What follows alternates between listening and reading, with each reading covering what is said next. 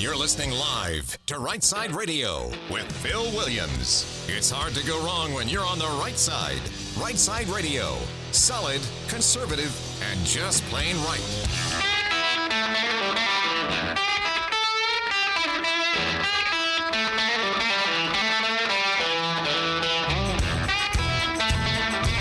Alabama and Tennessee syndicated news talk leader, Rightside Radio. Phil Williams here live in the Rightside studios. Man, we got the local, the state, the national, sometimes the international, and oh yeah, like the dude just said, solid, conservative, and just plain right. Well, welcome to Monday, which, you know, a lot of times it's about the food, so we like to call it Meatloaf Monday. Play it, man. I think I'll try the meatloaf sandwich. Do you know what that is? Yes, meatloaf. What is it? I'm only asking in case I have to describe it later to a doctor. Look, it's nutritious. It's delicious. Made out of meat. Add ketchup if you want. I couldn't care less. So, you know, last week I went home. We actually had meatloaf on Monday. JP on the board, by the way. How are you? I am well. How are you? Are you going to have meatloaf this Monday? It's very possible. I almost feel like I have to. Yeah, I may have to make my own meatloaf this Monday. Well. Because you got me hungry now talking about meatloaf. I'm just saying. It's always about the food. Hey, listen, we got a great show laid on for you. Lots of stuff, but you're going to want to be ready when we get to the top of the second hour. Remember Maine State Representative Laurel Libby? She made national waves. Came on the show right when it all hit, about 60 days ago. And we're going to get an update from her. She is the state representative from Maine who decided that she was not going to sit still with the whole transgender in sports thing in her state.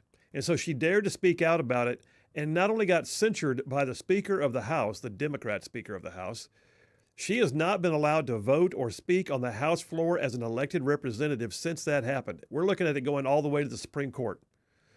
So bottom line is we're going to get an update from her because some things have happened in Maine and in terms of the overall issue and in terms of the national fight that this one person is at the center of. So yeah, Maine State Representative Laurel Libby calling in at top of the second hour. And then I got a triple dipper just filled up with stuff. So hit it, man. The Triple Dipper. 3 stories you've got to know. That's right, the Triple Dipper, 3 stories, 3 themes, if you will, that you got to know as we run today's show. First out the gate, calling it bad sports.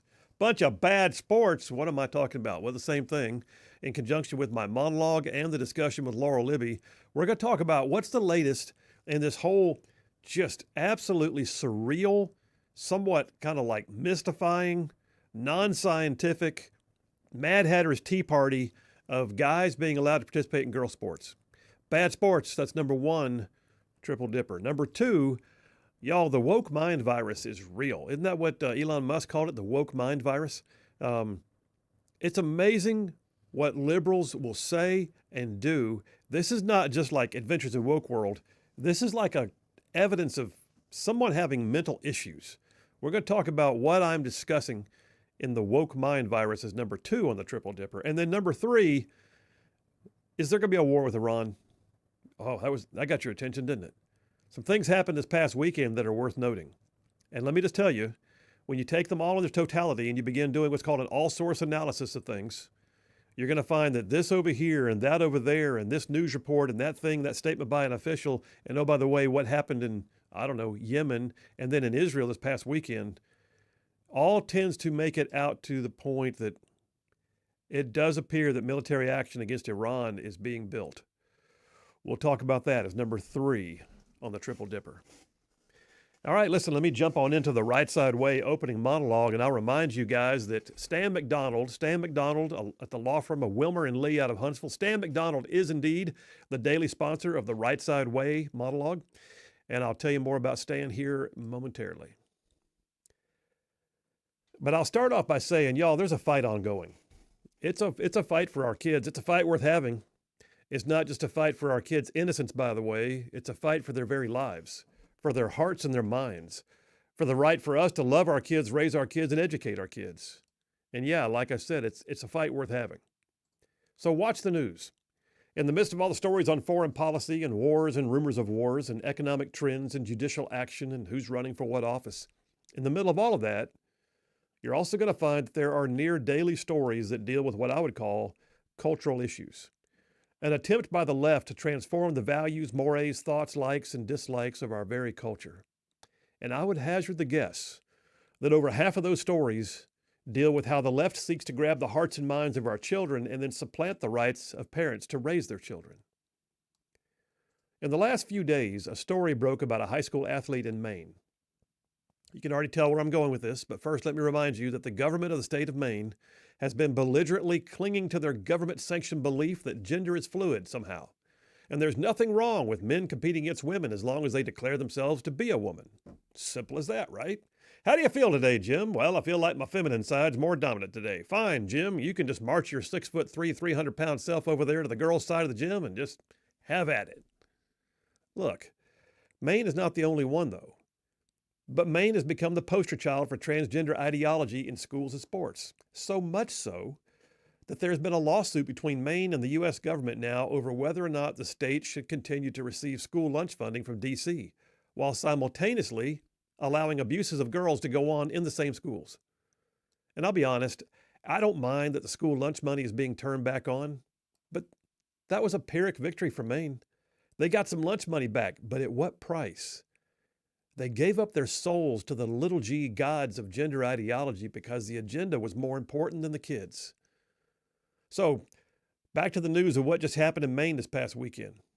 You see, at almost the same time that the Trump administration had decided to settle the case about school lunch funds, the state of Maine crowed that it had won, and then right after that, a biological boy dominated the girls' 800-meter and 1,600-meter events at a high school track meet. This same boy, who now calls himself a girl, made news last fall when he went from being 172nd in the state as a boy to ranked 4th in the state as a pretend girl. This same guy made headlines a few months back by competing as a girl in the Maine high school state Nordic skiing championships and taking one of the medals from the female competitors. Look, it wasn't so long ago, in a girls' high school basketball game in Massachusetts, that one of the teams showed up with a so-called female player who was 6 feet tall with facial hair. Of course it was a guy posing as a girl. And during the course of the game, though, the trans guy dominated the opposing team and wound up benching 3 of their players with injuries from his aggressive play. It was so bad the opposing team finally forfeited at halftime.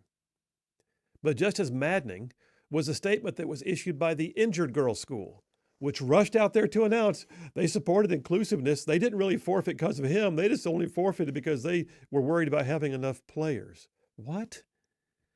Look, I'm going to suggest that they should never have taken the court in the first place. But it's not just the kids that are mad at being supplanted by an agenda. Kids whose efforts to train and be a part of a team have been thwarted by a travesty of socio-cultural faddism. It's parents, too.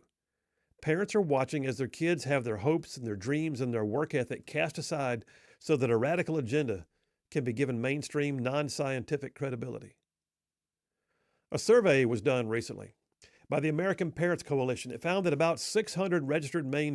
of about 600 registered Maine voters, 63% of them said school sports participation ought to be based on biological sex. 66% of them agreed it's only fair to restrict women's sports to actual biological women.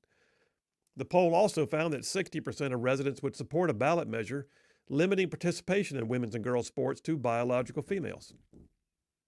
This included 64% of independents and 66% of parents with kids under the age of 18. But listen, here's the bottom line. You can be mad about it. You can say this is what you would want, but being mad about it or just having a notion is just not enough.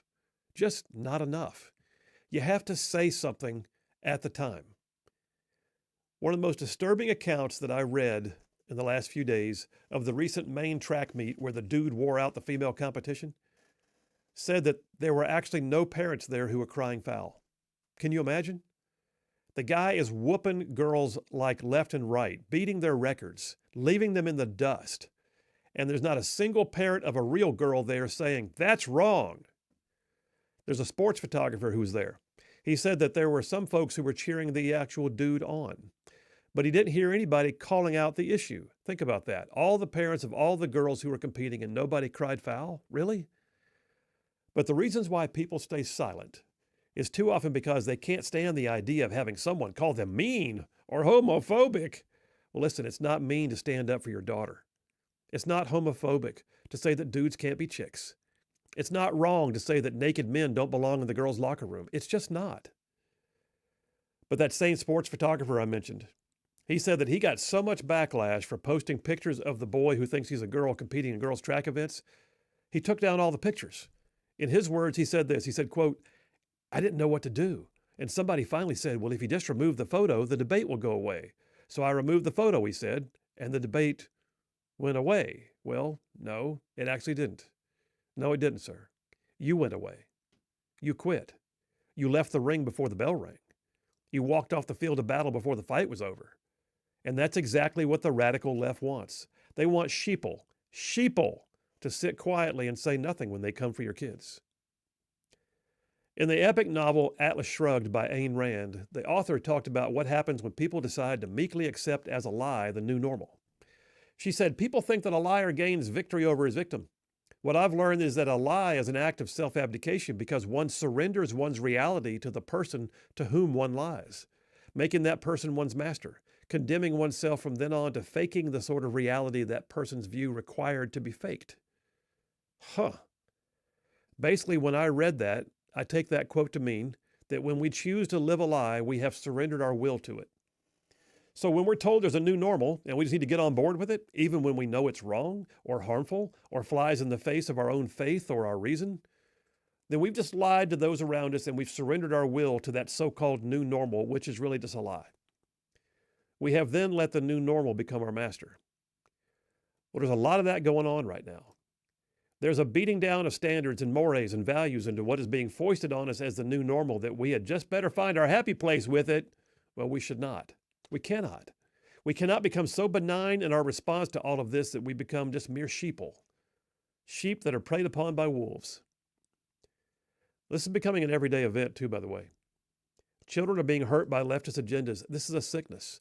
Why is it considered necessary, or for that matter, even controversial, that children should have a right to privacy and security in their bathrooms at their school without concern about another person of the opposite sex using the same facilities?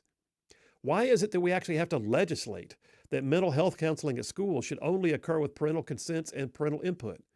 What in the world are people like Disney doing that have senior employees, even the CEO of all of Disney, insistently advocating for the right to teach gender fluidity and cross-gender lifestyles to children in K through 5? What doctor in good conscience is actually listening to a 6-year-old tell them they identify as the opposite sex and they want their little selves forever altered through medicines and surgeries, and then actually does it? Look, added to that is the horror of some parents who discover that materials are being used in schools to train teachers how to encourage the use of children's chosen pronouns without telling the parents. So yeah, we're in an age right now where right is called wrong, wrong is called right, and the left knows that if we raise up our children in the way they should go, that when they get old, they will not depart from it. So they've taken the tack that they should have an unequal access to what it means to raise our children, to raise our children. Well, the left believes that they can co-opt the parents' authorities and assume some responsibilities. They will have our kids where they want them, and that they are more likely to grow up to promote leftist ideals.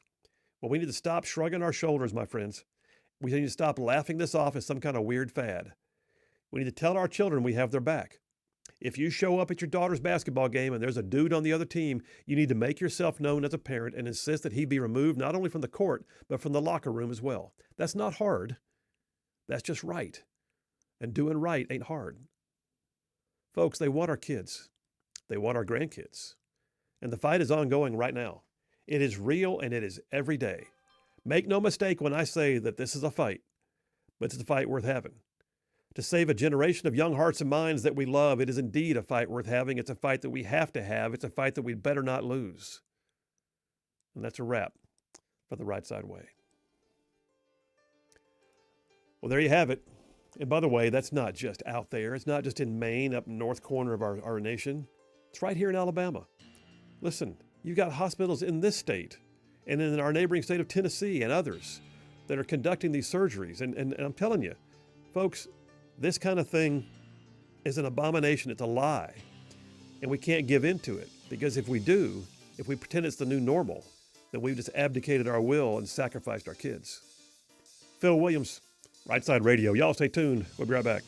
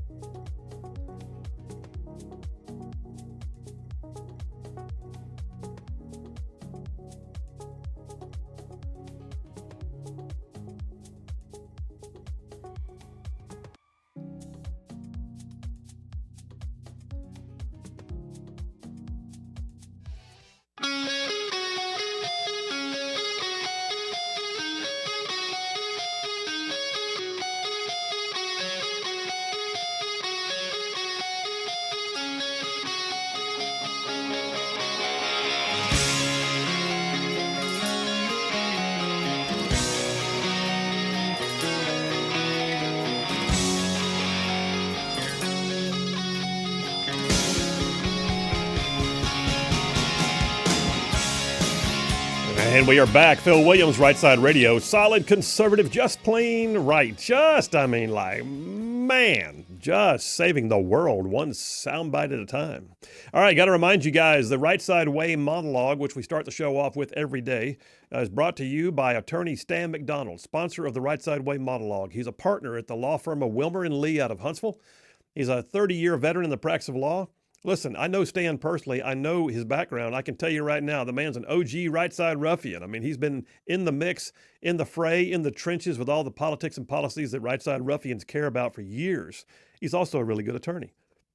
So yeah, attorney Stan McDonald, he has represented his clients in literally thousands of real estate transactions over the years, knows how to stand up for you in any local, state, or federal court. I like to say, when Stan McDonald's on your side, you're going to have no greater friend. Likewise, your adversaries would have no greater foe. So if you want an attorney in North Alabama, I'm going to give you his phone number. Are you ready? Here we go. Attorney Stan McDonald. The law firm is Wilmer and Lee. The phone number is 256-479-3020. That's 256-479-3020. And tell him you heard about it on Right Side Radio. And then the thing. I got to catch my breath again. No representation made. The quality legal service we perform is great. The quality legal service for all the lawyers. That was a little slurry towards the end. It was. A little slurry towards the end, I know. Also, I think that's the first time you've ever had to do a mulligan on the breath in to begin. Isn't that crazy? Yeah. It's like I swallowed some coffee wrong and I almost did it. I have my extra breath. Got to get it out. Anyway, text lines are definitely open. You guys are definitely texting. There's a bunch of them already in the hopper. So yeah, 833-687-4448. That's 833-68-RIGHT. Text it or call it, same number for both. Don't forget, coming up top of the hour, beginning of hour number 2 is what I'm saying, we'll have Maine State Representative Laurel Libby. I just watched her yesterday on John Scott's Sunday on Fox, doing a major interview. She's all over the place. We're lucky to have a contact with her. She and I have actually have a few things in common. We were both, by the way, Club for Growth Foundation Fellows. So that's a huge honor to be selected. You go through all kinds of seminars and training, and I was one of the founding Club for Growth Fellows, and she came in a couple years later. But that just also means she's got some conservative street cred, and she's on the show in half an hour. More to come. Phil Williams, Right Side Radio. Y'all stay tuned. We will be right back.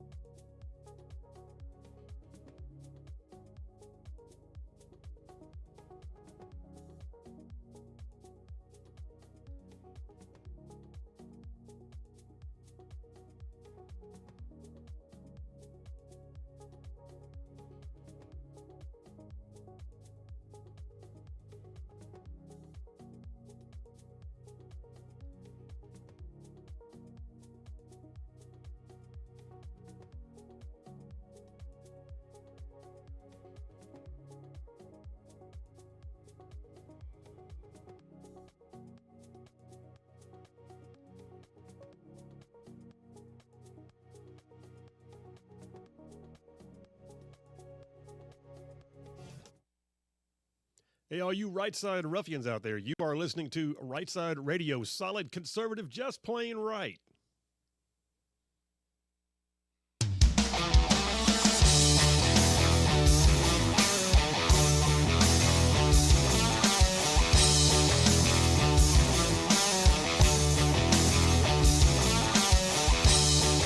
And we are back. Phil Williams, Rightside Radio. Solid, conservative, and just plain right. Just covering down on some major ground across the southeast U.S. of A. I'm talking about y'all this show. It goes like from Huntsville back over to Chattanooga, from Tuscaloosa back over to Gadsden. I mean, down to that loveless little village on the plains we call Auburn, straight across the border from there to what we now get to call, once again, Fort Benning. And then, oh, by the way, big old patches in North Georgia and Mississippi all thrown in just for good measure. And that's just the radio. That's not including the fact that we got a massive footprint out there on the digital world, and we have listeners from everywhere. We love y'all. All right. Text lines are open, like I said, 833-687-4448. That's 833-68-RIGHT. Allie from Athens checking in, says, Maine is bucking to become the land of lawsuits. Kids suing their parents and winning, fair and square. No doubt, sister. It's something else. Thomas from Athens says, Senor Senator, great right side rant. Those leftists are not truly evil. Fight, fight, fight. Maybe just today this could be Cinco de Mayo Monday, Mariachi Monday, or for foodies, Menudo Monday. I don't know. What is menudo? Is that does that mean meatloaf in Spanish? What is that?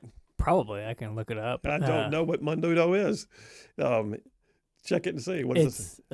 Menudo can refer to a few things. It's Spanish is the term for peasant. Additionally, menudo is the name of a blues trio band, blah, blah. So I'm not seeing anything of food. Oh, wait. A traditional Mexican soup with tripe is what I'm seeing. With tripe? Yeah. Okay, Thomas. One of the three ways the menudo, or three things menudo refers to. Somehow or another, it doesn't fit. Nah. I'm sticking with Meatloaf Monday. But happy Cinco de Mayo, by the way. Jay from Killen, Alabama says, regarding the monologue, preach on, brother. It won't stop till the girls refuse to compete. I agree with that. It's got to be the athletes themselves and the parents of the minority athletes. I mean, like under the age of majority is what I'm saying. Have got to start speaking up on a regular basis. John from Huntsville says, Phil, spectacular monologue and happy Cinco de Mayo, Meatloaf Monday. I wonder if Chef Ben can cook up some meatloaf tacos to celebrate this special occasion. By the way, JP says, did you see Scotty Scheffler to the PGA Tour, 72-hole record? Won the tournament, 8 shots, 31 under par. I did. 31 under par. Scotty is back. 31 under par is crazy. I don't even think I could do that on the PGA Tour video game. I was going to say, I couldn't do it on a video game. That's what you're saying. JT Lacey Springs sends me something. What is this? He goes, here you go. He says, girls, you want to play no. Shows a girl with a pair of scissors. No. Jeff from Indiana says, hey, Phil, the left accepts the mental illness of gender dysphoria and lets them act as if it's a real transformation, but we are almost as guilty as them on the right because we keep accepting the mental illness of the left instead of trying to treat them for this affliction, which is what you have to do if they're mentally deranged to believe the things they do. Nailed it. And that's what I've said before. This is an odd situation. There is, and I'll rephrase what I've said before because I think it's a worthy point. Use this. By the way, I'm giving y'all carte blanche. Use this, take this and run with it. Share it with every water cooler conversation you have along the way. All right. There is no other mental illness which requires people who are not sharing the mental illness to participate in it. None. If you have depression, if there is schizophrenia, if there's an eating disorder, if there is, bipolar, then everyone understands that we need to do what is necessary for counseling and perhaps medicinal and intervention to help the person through it. The left believes, though, that gender dysphoria, the only way to help it is to join them in it. And that's ridiculous. That's like saying if someone has an eating disorder, you have to join them in the eating disorder and affirm the fact that they're in it. No. It's a mental illness that needs to be treated with care and with love and concern. And guess what? The same is true for gender dysphoria. Treat it with care and with love and concern. Stop pretending that the way to heal it is to just look the other way and go, well, it's their life. And no, how about it's their life, but they're wanting to impact your kids? Lee from Huntsville says, menudo is like chitlins. She says, no, thank you. I don't even know what chitlins are. Chitlins is old school leftover stuff scraped together and made into something to eat. Oh, okay. So that doesn't sound too appetizing. You're on the farm and you don't waste anything. It's like I've heard it said before that on the pig, the only thing you can't eat is the oink. Ugh. Just saying. All right, let's jump on into topic number one. So, bad sports. I don't know if you saw this or not. Did you see the thing about Nike in that study? Yeah, that's really gross. It's really gross and really messed up. Like, I guess they didn't learn a thing from Dylan Mulvaney on the Bud Light can, right? So, got a piece here from Outkick. Actually, I got two pieces from Outkick on this. First of all, you will be glad to know, I'll use the smaller article first. You will be glad to know, Dateline Saturday, that the Department of Health and Human Services under Secretary Robert F. Kennedy released some new guidance that directly contradicts years of agenda-driven activism. What they did was they basically came out and said science. Hey, by the way, transgenderism, science. Hey, here's some actual science, like biology. The comprehensive review published Thursday, that's last week, confirmed that sex change surgeries and other interventions on minors and children do have significant risks and bear very weak evidence of any benefits. The HHS review covers puberty blockers, hormone therapies, and gender surgeries and indicates that most of those procedures do cause irreversible physical or physiological effects. You think? Well, I hate the fact that we had to have a study to prove it, but what I'm also glad to see is science is now allowed to be put into the studies, not agendas, because that's been the problem. So much of the world of actual science has been co-opted by the world of agendas that the agendas then became the science. Like I said this morning, I did a post on my social media kind of in the same theme. I said, what does it take for a lie to become the truth? The only thing it takes is for good people to sit quietly and do nothing about it. At some point then, if you just do nothing about it, the lie becomes the narrative. It becomes the new normal. And we can't do that. Well, I hold here in my calloused former paratrooper hands another article from Outkick that came out last Thursday, I believe. We have just learned that Nike, Nike, the Just Do It people, Nike, like super sports stuff. Like they were doing sports stuff before doing sports stuff was cool, Nike. Nike has been helping lead the way by funding a study on transgenderism in sports. They haven't been just studying it. They haven't been like seeing what's up. They've been funding an actual survey/study of patients. Here, I'll just read it to you. Researcher Joanna Harper is currently helping to lead an ambitious study of trans adolescents that measures their results on a 10-step fitness test before they start hormone therapy and then after they begin to medically transition every 6 months for 5 years. Says the researcher herself, the current climate does make the study somewhat uncertain. The Trump administration has cut the National Institutes of Health research grants. But, she said, money was not an issue because the study was being funded by Nike. Whoa, said the whole world. They did what? Nike. So yeah, Nike's funding a study on young males who are getting gender transition therapies. And the study is designed to show whether or not, it impairs them so much that they can't compete against girls. Let me get this straight.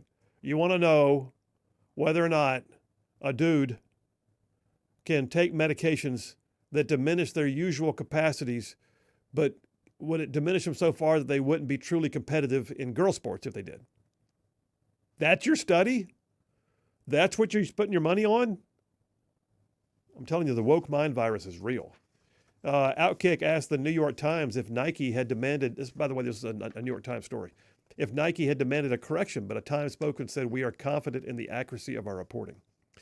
Riley Gaines, Riley Gaines, she's been just a dominant figure right now in the voicing of women's rights in sports especially, said it's actually utterly insidious that Nike would bankroll a long-term study on prepubescent athletes, effectively turning children into political guinea pigs to advance an irreversible, harmful ideology that preys on the most vulnerable. By the way, I've heard her speak, and she has an amazing way with words. I feel certain that was an off-the-cuff statement from her after hearing her speak once. Another lady by the name of Jennifer Say, who is the one who founded the XXXY athletic wear, the one that promotes the idea of women in women's sports.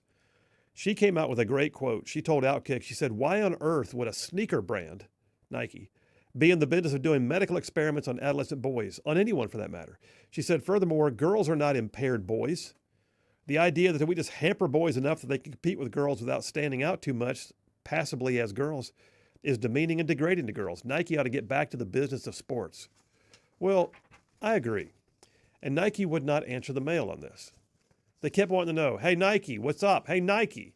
Hey, Nike, you got a thing? Hey, Nike, what are you paying for?" He likes it. Hey, Nike. All right, so Nike finally acknowledged that they had been somewhat tied to the story.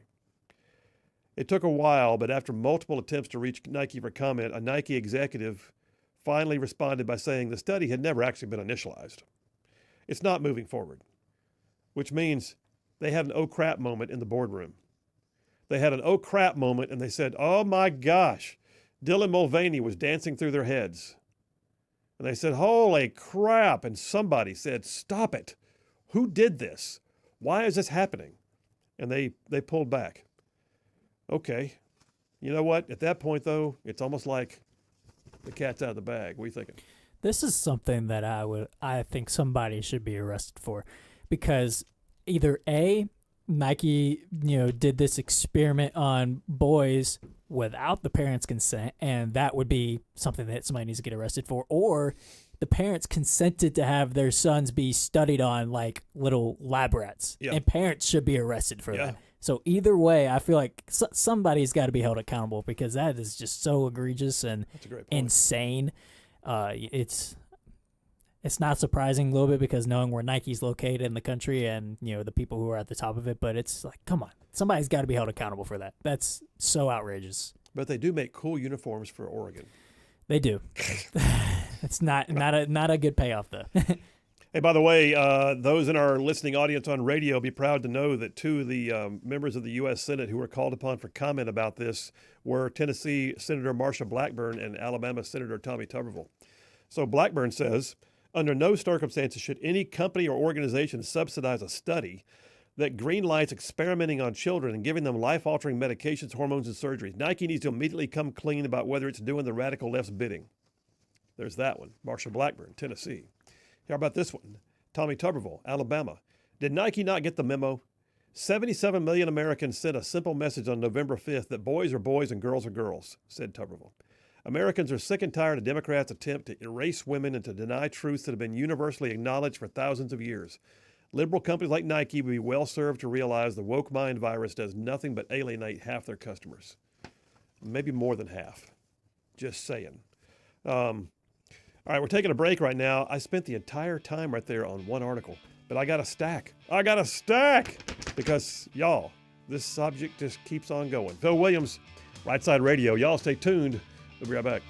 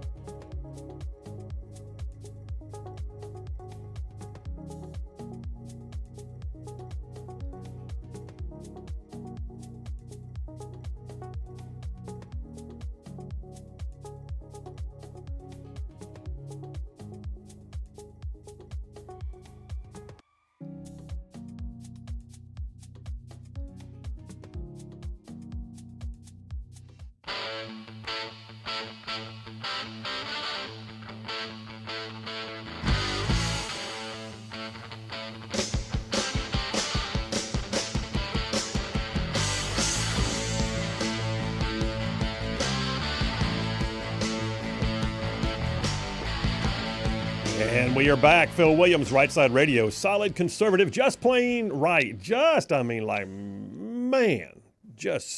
making common sense like a superpower. Hey, by the way, don't forget, Rightside Media, the parent company of Rightside Radio, does a lot of stuff. And today, the latest edition of the Controversial Mom podcast with Emily Jones is out for you.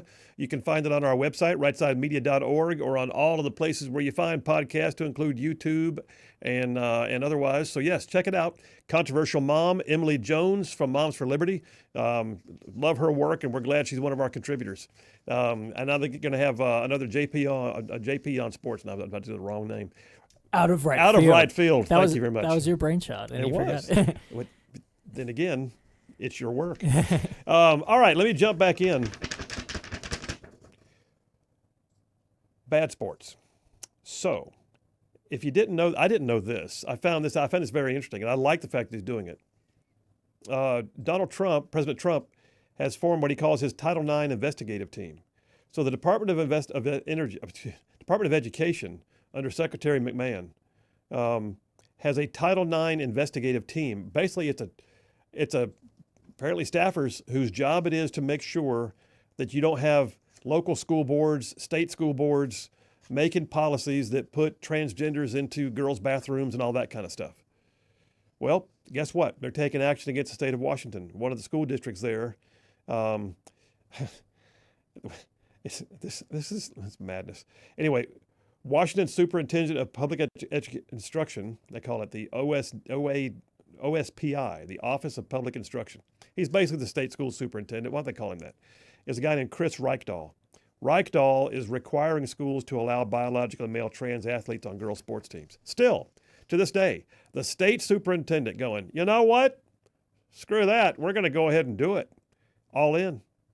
Well, what we're finding now is that multiple Washington state school districts are reporting that the OSPI is requiring school boards, requiring them to adopt policies that allow males to participate in female sports. Washington state appears to use its position of authority to coerce districts into hiding gender identity information from students' parents and to adopt policies to covertly smuggle gender ideologies into classrooms. And this is all happening. And oh, by the way, it's happening a lot in girls' sports. That's madness. The same guy, by the way, Reichdahl, has been speaking out in defense of transgender athletes, in public speeches. So you got an activist who's a superintendent. Go figure. But then you got Trump calling out higher ed too. National Review has an article that came out last Thursday. Trump administration puts University of UPenn on notice for violating Title IX by allowing men to compete in women's sports. So yeah, once again, you've got the fact that you've got high schools, you've got state superintendents, you got all of state governments, and then you've got higher ed, Ivy League.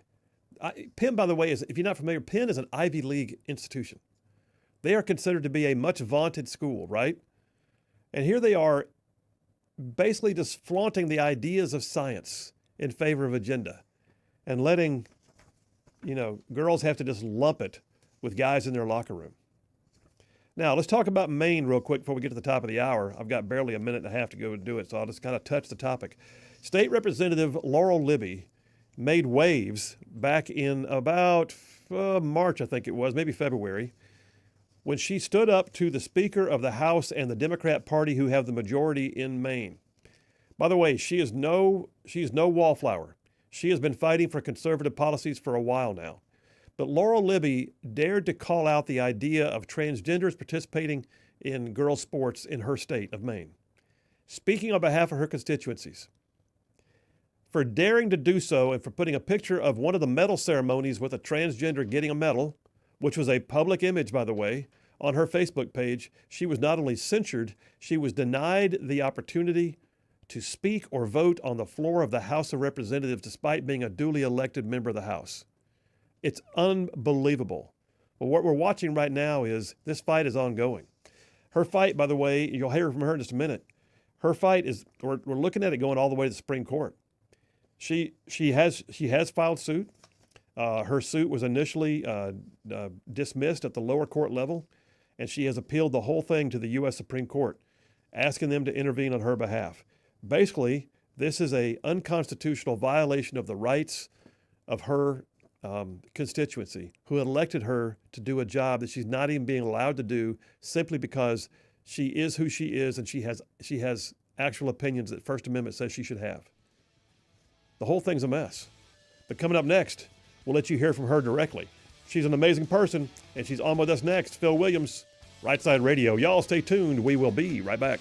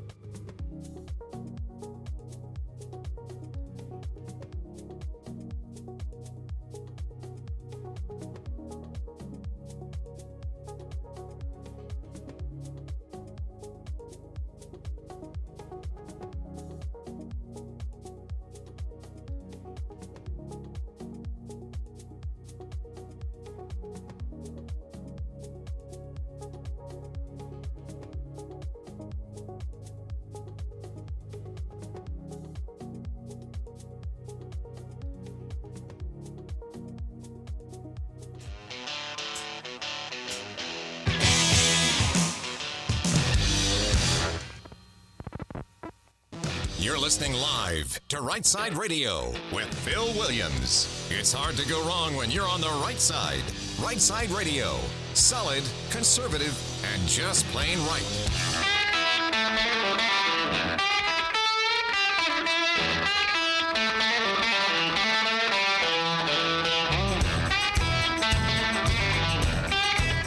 Alabama and Tennessee syndicated news talk leader, Rightside Radio. Phil Williams here live in the Rightside studios. Man, we got the local, the state, the national, covering down on all the issues. And oh yeah, like the dude just said, solid, conservative, and just plain right. Well, welcome to hour number 2. And like I told you earlier, we're in this topic right now. I'm calling bad sports. And yeah, bad sports is where we are when it comes to the whole transgender argument that we're supposed to just lump it. Just allow the agenda to supplant our kids and to ruin their dreams, basically, and to take advantage of basically the fickle whims of culture. I'm saying no, and I know a bunch of y'all are saying no, and I know that there's people all over the nation saying no, and one of those is someone who has really made a name for herself by being willing to say no even when it's uncomfortable. We had her on the show back about right at 60 days ago. But State Representative Laurel Libby serves in the Maine House of Representatives, serving District 90. She represents Minot and Auburn and that part of the state. She's been in the House since 2020. And listen, y'all, she's also a former athlete. She was a cross-country runner at Roberts Wesleyan College. She's also a nurse. She's also got any number of other business interests. And she's been very outspoken. And she's also been very censured, apparently, by Democrats who just can't understand why she won't stop calling out things that are just true and right. Let's bring her on the show right now and get an update. State Representative Laurel Libby from Maine. How are you doing? I'm great, Phil. Thanks so much for having me on. Well, thank you. Appreciate you. And yeah, you are indeed a right side ruffian. That's what we call our audience. You know that. And so thank you for what you're doing. Listen, I got to ask you, so there's a bunch of litigation flying back and forth. One of the things I wanted you to give us a quick update on is the state of Maine, which is a beautiful state filled with great people, a lot of conservatives up there. Mm-hmm. But nonetheless, you're not in the majority in your House. And you got a governor who's just a whack job as far as we can see from the outside. But there's a lawsuit on the one hand that stopped, or that dealt with the stopping of food money for kids getting free and reduced lunches from the USDA. A separate lawsuit where the DOJ is suing Maine, and then your lawsuit. Take them in that order. What do we got? Yeah. So the first one that you're referencing with the USDA, Governor Mills and the Democrats up here in Maine have been doing a victory lap. I think a lot of folks are confusing that with the DOJ lawsuit. So there was a separate, smaller conflict regarding the USDA funding that was also tied to the Title IX disagreement, right, where biological males are still being allowed to participate in girls' sports here in Maine. That has been settled. But where the Democrats are taking the victory lap is, saying we won the Title IX argument. Well, not really, because the Department of Justice lawsuit is still pending, and that's really the heavy hitter here, where we are still looking for relief for our girls here in Maine who are being actively discriminated against. So that lawsuit is ongoing and is not to be confused with the USDA settlement. Yeah, I did see that Governor Mills' office put out statements basically saying, we won. And I'm thinking what really happened was the Trump administration is going to say, well, we're not going to not feed kids while you do crazy things. And so that was settled. That was not even a victory as much as it was a settlement. Wasn't that, am I right in saying that? Exactly. No, you got the correct read on the situation.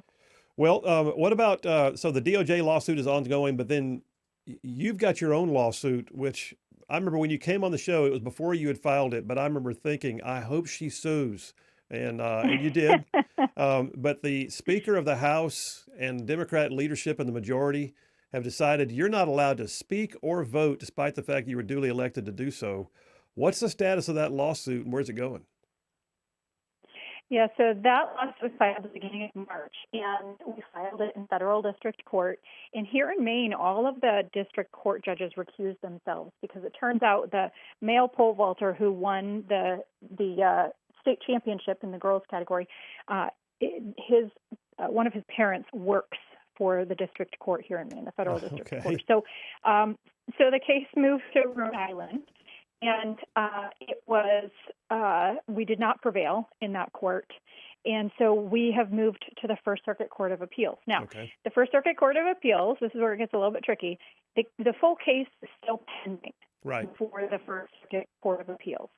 However, they did deny our preliminary injunction, meaning my request to be allowed to vote while the appeal is pending. Right. They denied that. So that portion of it, we have moved up to the Supreme Court. We have filed an emergency application with the Supreme Court asking that I be allowed to have my vote count while that appeal is pending. Well, I mean, it's just, I mean, what is the argument that they're making against you? I mean, I look at this and think, how does a lawyer, and I am one, how does a lawyer go stand before the bench and say, Judge, we see no grounds by which she should be allowed to vote as a member of the House of Representatives? How did they argue this? Have you heard anything that makes sense? Well, I haven't, but their argument is that legislative immunity is absolute, meaning that what goes on in the House is essentially above law and above the Constitution. Oh, wow. And that a legislature must be allowed to discipline their members as it sees fit, full stop. And our argument is that actually no legislature is above the law That's and right. certainly not above the Constitution. And so as they have punished me by silencing my 9,000 constituents because of my exercise of the First Amendment right to free speech, that cannot be allowed to stand. And so we have asked the court for relief on that basis, and the basis that of course, that legislative immunity is not absolute. There are specific cases where, obviously, the Constitution needs to prevail, and also that my constituents are due representation. They are experiencing harm every single day that I am not allowed to vote on their behalf. That's exactly right. I mean, it's not like someone died in office and they haven't held a special election yet. This is literally you being withheld from the right to cast a vote. And that's basically America right there. That's democracy. That's the system upon which we built this nation and our states. And it just aggravates the crap out of me, to be honest with you. Yes, exactly. And you bring up a good point, Phil, and that is that if they want to remove me from office, there is a constitutional provision to do that, and it requires a 2/3 vote of the House. Yeah, they won't. They do don't it. have that. Yeah. And so that's too much effort. They don't want to do that. They want to sit with the easy route. And so I guess, and I don't want you to betray any confidences, but has the Speaker of the House ever walked up to you yet and said, hey, Laurel, I'm really sorry it got out of hand. I hope we can get the lawyers out of the way and work. I mean, has he got any kind of conciliatory gesture at all about this? Oh, no. God almighty. No. He's just going to dig that hole. Just gonna dig that hole. just dig the hole. Well, listen, we got a few minutes left here, but I want to ask you, one of the things that kind of sparked all this for me again, and maybe for you, because I saw you being interviewed on Fox this weekend. Great job, by the way. Was I saw that, and maybe it's the same athlete. I don't know, the same one that you were being censored for daring to even talk about on your Facebook page. But this young male participating as a female, allegedly, just dominated the 800 meter and 1600 meter track events at the girls' meet, and basically took the wins. And this same, by the way, this same dude posing, as a chick, was on the state Nordic skiing team, and as a girl, allegedly. And I'm thinking, when's this going to stop? And so, what's the status of that? Is that the same athlete, or is that somebody else? Yeah, that's a different athlete. This young man has now participated in girls cross-country running and dominated the female category there. And then also, yes, as you point out, Nordic skiing. And, I've spoken with a young lady who was pushed down the podium a level due to that win that he had there, due to his placement there. And then now he's also dominating in outdoor track, and won the 800 and the 1600 this past week. And so just, for the folks saying, oh, don't worry about it, this isn't happening. Actually, this just one young man is displacing females in cross-country running, Nordic skiing, and outdoor track. Yep. There are so many females who are being affected by just this one athlete. It is mind-boggling that we are allowing this. Well, it is mind-boggling, and it's actually it's more than defying science; it's defying reason. And I'll tell you too, I read an article, Laurel, that really got my attention, kind of got my ire even higher.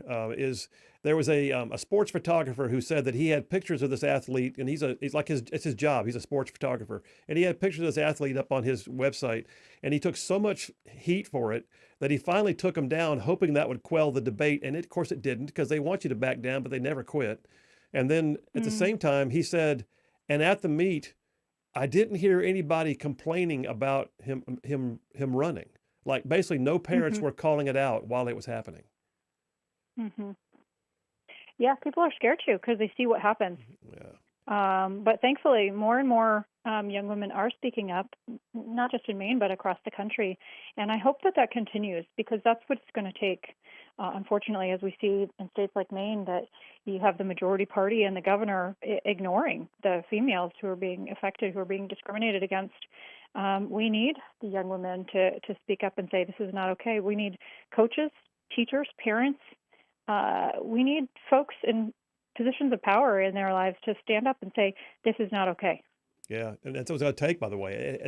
That literally, that grassroots is what it's going to take, no matter where you are. And let me ask you this too, Laurel, before we go. I've got another friend. She was also you were a Club for Growth Foundation fellow, I believe, weren't you? Yeah. And I was too. And another friend of mine was out in California. We have her on periodically just to remind the people that California actually has a lot of conservatives in it. Do you want to speak to that just for a minute and just sort of defend your state's honor, if you will? Because from the outside looking in, all we see is Janet Mills, but we know there's people like you. Oh gosh, we have such a wonderful state, and that's really why I fight for it. You know, I'm fighting for the future of my kids. I'm a Mainer, born and bred, and my state is just absolutely beloved to me. I couldn't imagine leaving it, and so that leaves me with one choice, and that is to fight for it. We have not just some of the best scenery in the country with mountains, lakes, ocean, you name it, forests. We also have, I would say, the best people, you know, really independent-minded, strong-willed folks who want to just live their lives and be left alone. And unfortunately, that's gotten us to this place where we are because other folks thought they knew how to live our lives better for us. Oh, wow. Well, listen, stay in the fight. We'll stay in touch. I'd love to have you back on, especially if the Supreme Court takes up your case. We definitely want to touch base on it then. But in the meantime, thank you for being a right side ruffian from Maine. You bet. Thanks so much, Phil. All right, take care. Great interview. Listen, that's what it takes. And as we move to the break right now, I'll just tell you, we need more of that. And what you just heard, by the way, it's so easy right now for a Republican to do what they do in the state House and Senate in Alabama. We're a red state. Can you imagine being in the position she's in right now as part of the minority party, getting censured for daring to have a First Amendment right to defend her constituents? That's where we are, folks. Got to get in the fight. Phil Williams, Rightside Radio. Y'all stay tuned. We will be right back.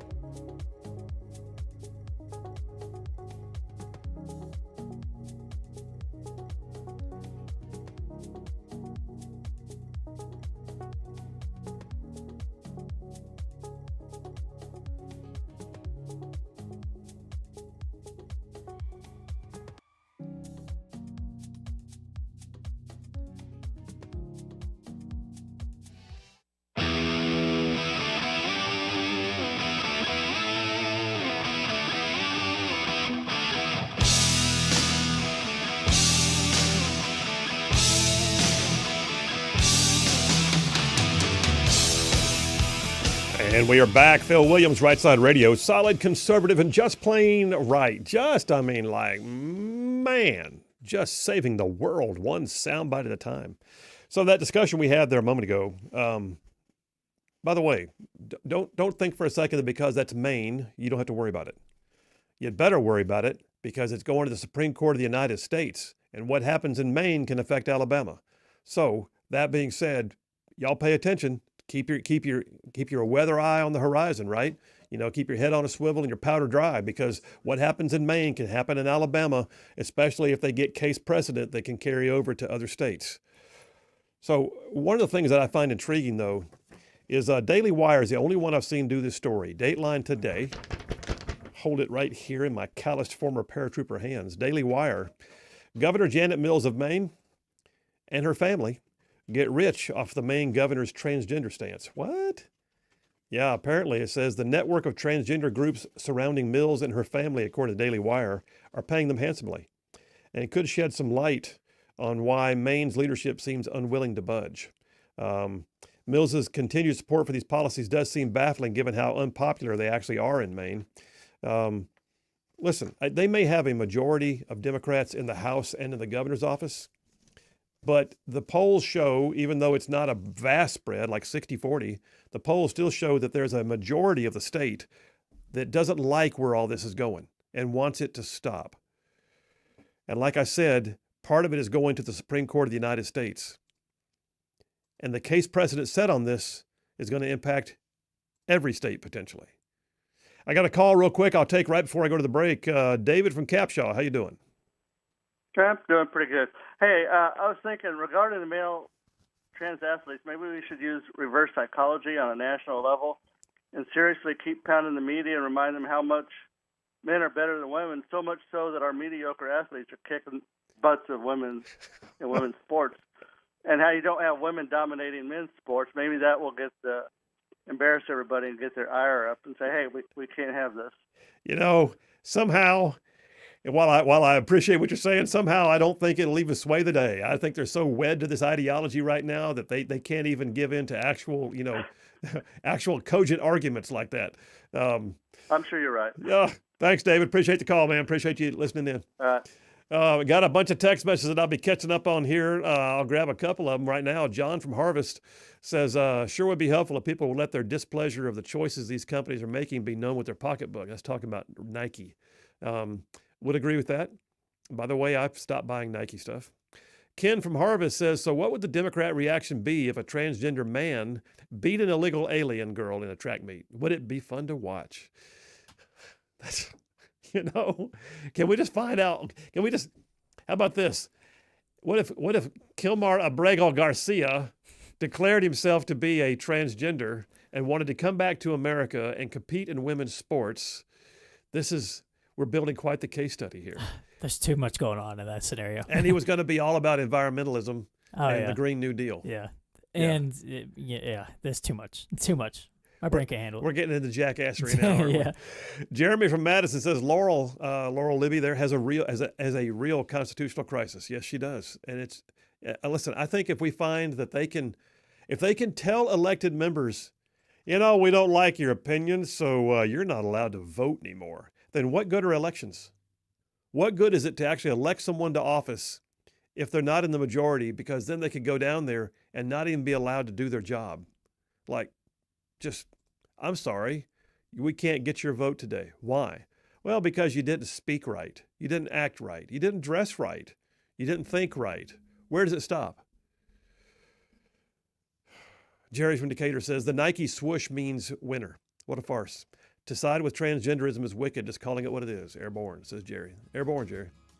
All right, we're taking a break. I got more of this, and we'll wrap it up and move to Dipper number 2 here on Cinco de Mayo. Phil Williams, Rightside Radio. Y'all stay tuned. We will be right back.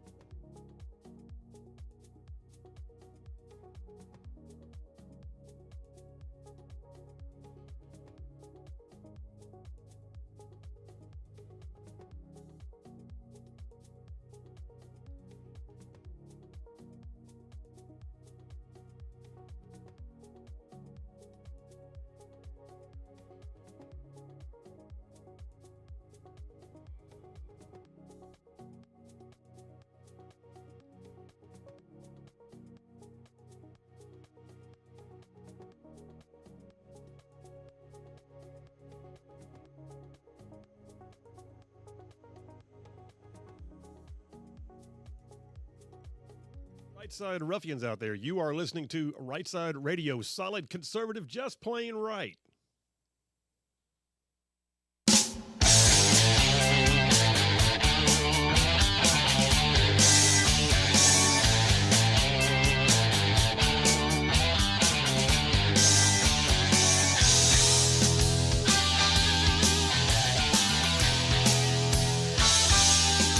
And we are back. Phil Williams, Rightside Radio, solid conservative and just plain right. Covering down on some major ground across the southeast U.S. of A. Y'all, I'm talking about this show, this one right here, this show. Goes from Huntsville back to Chattanooga. I'm talking about from Tuscaloosa back to Gadsden. All the way down to that loveliest little village on the plains we call Auburn. And straight across the line from there to what we get to call, once again, Fort Benning. And then like big old patches of North Georgia and Mississippi all thrown in just for good measure. And that's just the radio. We got a huge following right now on our online streaming of the show every single day, and then all the other stuff we do too. So thank you very much, all of you. We appreciate you more than you could possibly know. Hey, that reminds me, by the way, I got to say, we've been selling some merchandise. So you guys go to our website, rightsidemedia.org. It's got all our stuff on it, rightsidemedia.org. And you got the shop tab. And I know Natalie was here the other day sending out stuff to like Washington State and Missouri and everywhere. T-shirts, hats, coffee mugs. One of my favorites are the bin shot engraved highball glasses that have a 308 bullet embedded in the glass. And it has our logo engraved on the glass and it says Bulletproof Influence. So check those out. They're all at the Rightside store. And some of our stock's getting low. I think Natalie's going to have to order some new stuff, dude. It's a great problem to have. It's a great problem to have, except when ruffians want their uniforms. Yeah, the ruffian uniforms. We need to wear their ruffian uniform when they go out and about. A few more texts before I jump into topic number dos. It's Cinco de Mayo. You see how I did that? I did, but what you didn't say numero last segment. You said nombre dos, I think is what you said. It's numero. It's got to be numero. Did I say dos. nombre? It wasn't numero, is what you said. I'm so sorry. I got to be the Spanish police, I guess, today. Okay. You win. All right. Thomas from Athens says, again, he says, it's not surprising that U.S.-based feminist organizations would not be outspoken against men and women's sports, but there is their history of not speaking out against little girls getting treatments to make them grow up as non-women, much less widespread female gender mutilation overseas. Yeah, Thomas, you make a great point. Where are the feminists? They are nowhere to be found. They are basically making themselves irrelevant. Maybe they already were, but yeah, there's that. Going back to the Nike thing, Gary from Decatur says, Nike's major shareholders are liberals. Philip Knight, Mark Parker, Joe Hoke, BlackRock, Vanguard. I'm sure that's true, man. I get it. Doesn't mean they don't like to make money, apparently. So, sooner or later they're going to figure it out. Fool around, find out, right? Dana from Athens is going back to the chitlins conversation we had. I feel like I should know chitlins. Knowing my roots, my heritage, I probably ought to know chitlins. Says JP, chitlins are pig intestines, squeezed and cleaned, then fried to eat. I don't eat them, but that's what they are. That's called desperation food. That does not sound appetizing at all. No. Like I said, the only thing on the pig you can't eat is the oink. Can eat and should eat are two different things. Yeah. People eat pig snouts. Don't ask me why.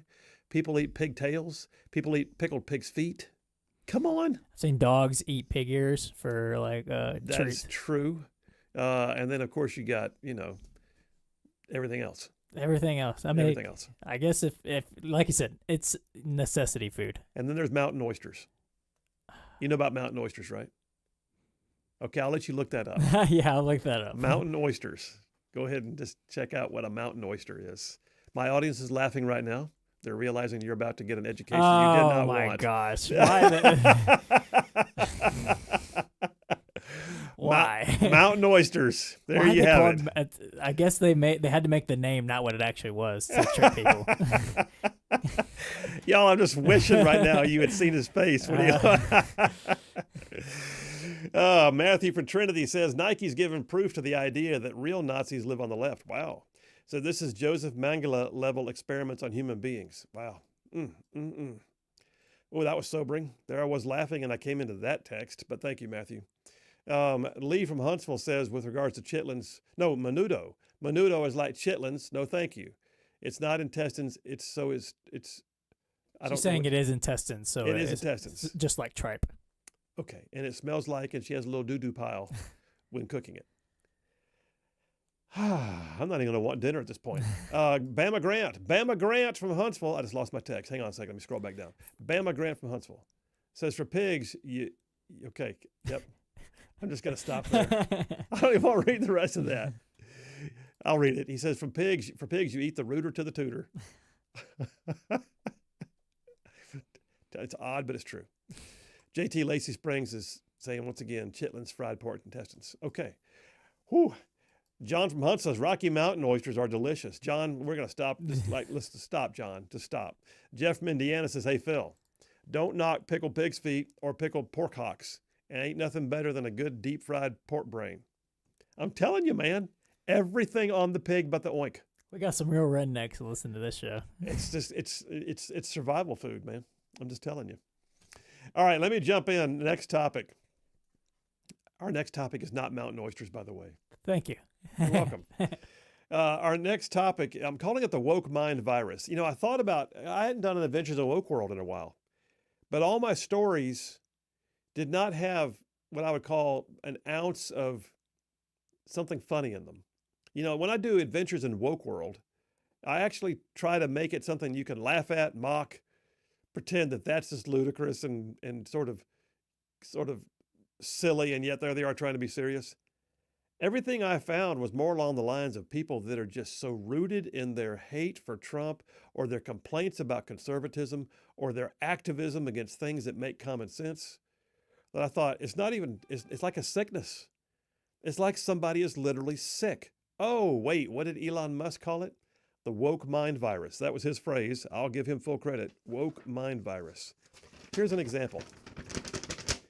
Holding in my calloused former paratrooper hands. So 1819 News, our friends at 1819 have a story that came out, Sunday, I think, quoting some of the speeches at the Tide Against Trump rally. You may recall that Trump being in town in Tuscaloosa last week, he spoke at the University of Alabama's commencement exercise. Well, there was a protest down the road. At least dozens of people showed up, at least dozens. A large crowd descended on Snow Hinton Park in Tuscaloosa. The event, organized by the college Democrats, featured U.S. Senator Doug Jones and former U.S. Representative Robert Beto O'Rourke of Texas. President of UA Democrats Braden Vick spoke first, condemning Trump's commencement appearance, calling it a self-congratulatory spectacle of shame. I mean, come on, man. It's the President of the United States, whether you like it or not. He also slammed U.S. Senator Tommy Tuberville for daring to accompany Trump to Tuscaloosa, but he did praise Nick Saban and said, you know, it's a good faith attempt to make Trump act like a president instead of a dictator. That's all you got. I've actually seen some people call out Saban for somehow saying that he's condoning a fascist coming to the University of Alabama by introducing him. It's like, guys. That's the woke mind virus. Exactly. That's absolutely, it eats away at the brain to the point, it's almost like watching someone turn into a zombie. They lose sense of reason. They have no more control over their faculties, and they just live to bite the next thing. That's all they do. They wander around and bite. That same gathering of dozens at Snow Hinton Park also had a UA professor there named Cassandra Simon. Did you ever have her for a class by any chance? I did not know. Cassandra Simon, harsh words for Trump, calling him a fascist, a tyrant, a dictator. The general message of the evening, says 1819 News, was hate for Trump and encouragement to organize and fight back against perceived injustices. And then, to make it worse, then the keynote speaker is Beto O'Rourke, who's a two-time loser. He's running for everything. Ran for Congress, ran for Senate, ran for president, ran for governor. Beto O'Rourke's message to the crowd, the dozens who were there, says, we're the last best hope for this country. So when you're going to instill hope, by the way, here's how you not do it, all right? We're the last best hope for the country, so Alabama, no pressure. We cannot blank this one up. That's his speech. Highly censored by me. Just Man, saying. what a riveting, inspiring speech. Riveting, inspiring. This is where the woke mind virus goes. The woke mind virus has no hope. The woke mind virus has no policies. The woke mind virus has no plans. The woke mind virus needs no leadership. The woke mind virus is basically one lament after another, usually turned into anger and extolled and thrust upon people whether they want to hear it or not. The woke mind virus are the ones who snatch the MAGA hats off people's heads on the subway. The woke mind virus are the ones that go and do damage to a Tesla regardless of who owns it, even though Elon Musk already made his money off of it. The woke mind virus is the one that says, how dare you question me as a teacher keeping from the parents that their kids want to be called by a different pronoun at school. The woke mind virus is a sickness. It's almost gotten to the point of being a mental health issue. You look at it and think, my gosh, y'all, do you sleep at night? I mean, do you have any hope at all? You know what? So I was a conservative, and I lived through the Biden years, and I lived through the Obama years, and I lived through the Clinton years, and I just lived with the idea that I was going to push back on it, and I was going to get as much as I could into the next election cycle to try and help bring something around that would change it. The woke mind virus doesn't believe in that. The woke mind virus wants to tear down and throw out. The woke mind virus wants to cancel. The woke mind virus says, how dare you have a differing opinion? That's the woke mind virus. When we get back from this break, I got more. Do I have a call on the line? You do? I did not even realize. How long has that caller been sitting there? Like 4 or 5 minutes. It's not that bad. Well, John Brown. Let me get, do I have time? Let's tell you what, I'll extend this time. I want to get him in. Wolverine Dan, how you doing, buddy? Well, yeah, I'm very well. Thank you for asking. Woke hatred of the president, there's no room for that, okay? Hatred is for serial killers, rapists, child molesters, and even at that, God, Jesus would forgive. Now, with that said, look at, obviously the president's doing some things that are good that's helping this country, and it's only seems to be getting better with China. Looks like they're coming to the table because they have to, because they're financially going to go into ruin. Right. That's right. So that's a plus. The border's secure, less criminals on the street. And, you know, the big, beautiful bill will happen probably, and then he'll throw in the no tips, a tax on tips, and then we'll get the Social Security with no tax on it. Those are positive things that for all people, doesn't matter what party you're at.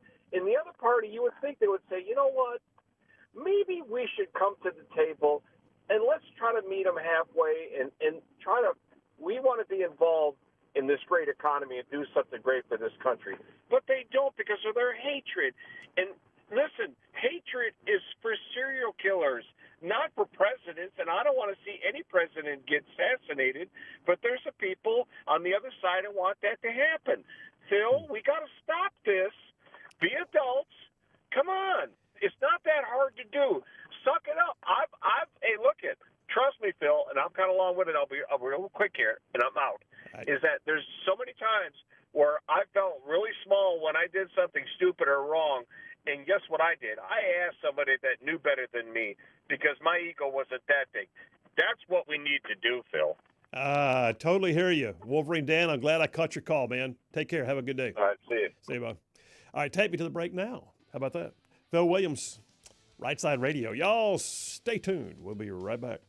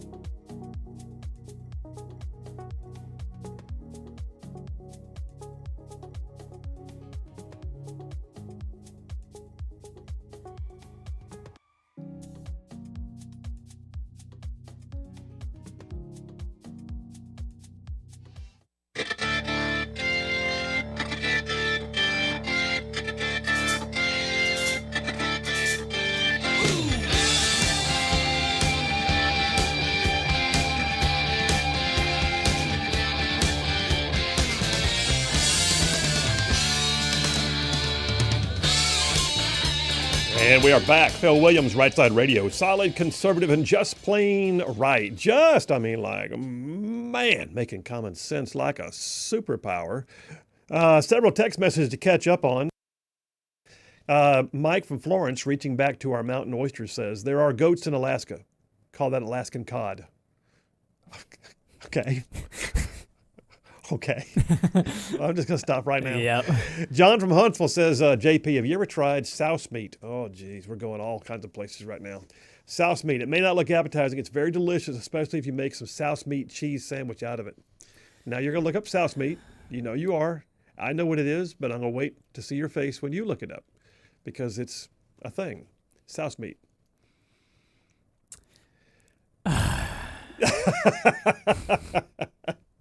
What is it like? Why? My thing is apparently all these people have eaten these things and know what it is. Listen, I had a friend whose granddaddy was old school. I mean, old school country. And some of y'all out there know what I'm talking about. Now, squirrel brains are a thing. People eat squirrel brains. I know of people that put squirrel brains, make squirrel gravy, and they make squirrel brains in their scrambled eggs. They think it tastes great. Adds a little flavor to the scrambled eggs.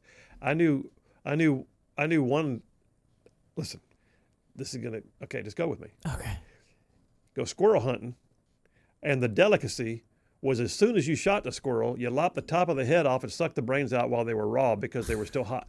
Oh my gosh! Why? And that is like taking oysters off of a half shell. And I'm thinking, I suppose if I was dying of starvation, there might be a thing like sucking squirrel brains. Yeah.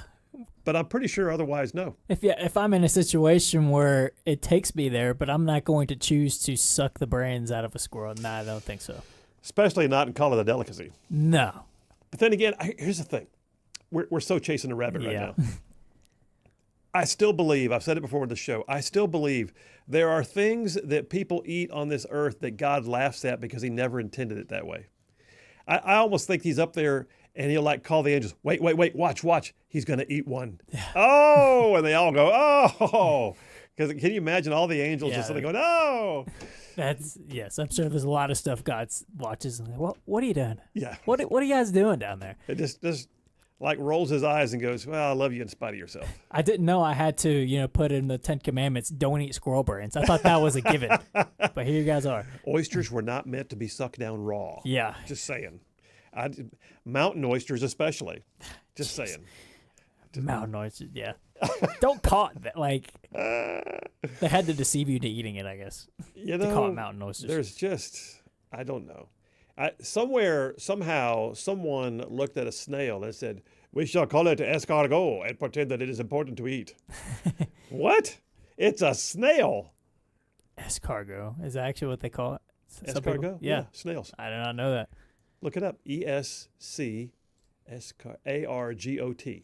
Escargot. Oh, it is. Yeah. It's sautéed snails, isn't it? Yeah, it is. Sautéed? A French, in butter, right? A culinary specialty, particularly in French cuisine. It's a freaking snail. Cook them in garlic, butter, herbs, sometimes wine. It's a snail. A snail is a bit more understanding than squirrel brains, though, raw. If you were eating a salad and you turn the lettuce over and, oh, shoot, there's a slug on the bottom of the leaf, would you feel good about it and add it to your salad? Or would you just go, waitress, excuse me, I want my money back? No, but I feel like we eat worse. I mean, shrimp is like the cockroach, or lobster, excuse me. Lobster is like the cockroach of the ocean, and we eat that. So I've seen, I think snails is not as bad as some of the stuff we eat. How do we get off on talking about this? I don't know, but we got about 30 seconds left of the segment, so I guess we've gone too far in this point. Joanne, it's Meatloaf Monday. Why can't we just talk about meatloaf? Joanna from Hartselle says souse meat is pig peckers and eyeballs. That's where we are right now. That's where we are. It's just, yeah. Ken from Harvest says, I have to give the Tide Against Trump rally credit for one thing. It's a pretty good acronym, TATR. Unfortunately, these taters are unappetizing. Taters. The tater rally. The tater rally. Had a tater rally. Tide Against Trump rally. Taters. Paul from Huntsville says, Phil, the original sausage casings for similar to Alabama's famed Conecuh sausage were cleaned pig intestines. I'm aware of that. And then there's Scottish haggis. Do you want to talk about that? I don't. Phil Williams, Rightside Radio. We'll be right back.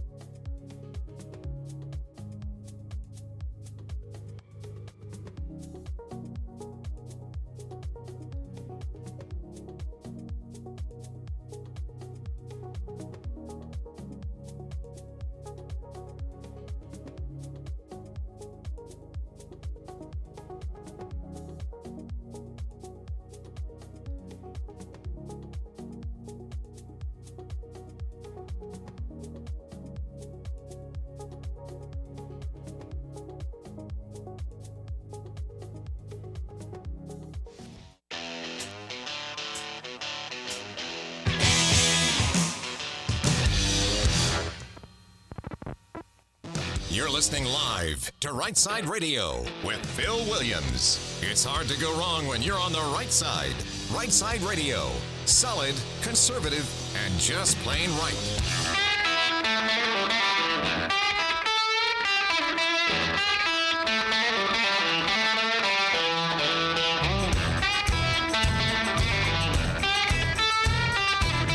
Alabama and Tennessee's syndicated news talk leader, Rightside Radio. Phil Williams here live in the Rightside studios. Man, we got the local, the state, the national, covering down on all the issues. And oh yeah, like the dude just said, solid, conservative, and just plain right. Welcome to hour number 3 on a Meatloaf Monday. Although at this point you'd think it was a Mountain Oyster Monday.